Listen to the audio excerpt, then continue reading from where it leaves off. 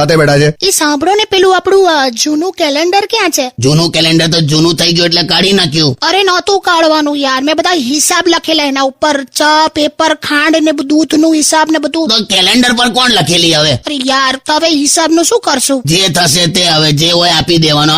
આ દેશમાં અમે છે ને બકા હિસાબ સમજવા માટે બહુ ભયંકર બુદ્ધિ જોઈએ. મને તો સમજ જ નહીં પડતી. એટલે શું થયું, શું કહેવા માંગો છો? હમણાં નવું બિલ પાસ થયું ને ઇકોનોમિકલી વીકર સેક્શન માટે. હા, 10% અનામત વાળું. હા, તે તમે 2.5 લાખ થી વધારે એન્યુઅલ ઇન્કમ હોય તો તમે ટેક્સ લેવાનું ચાલુ કરો છો, અને 8 લાખ સુધીની એન્યુઅલ ઇન્કમ ને ઇકોનોમિકલી વીકર સેક્શનમાં ગણો છો. તો મારું હારું આ બેસતું નથી મારા મગજમાં કઈ.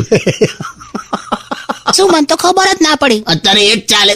તું હમણાં મને ખ્યાલ આવે એટલે તને સમજાવવું પડે. પણ કાકા, એ તો બધે એવું જ છે. એકચ્યુઅલી જોવા જઈએ તો 30 રૂપિયાનું પેટ્રોલ ને 36 નો ટેક્સ થાય છે. બોલો, આ તો 150 નો લેંગો લીધો ને 1100 નું નાડું લીધું એવું થયું ને. એટલે શું વાતો કરો છો, મને કઈ ખબર જ નહીં પડતી.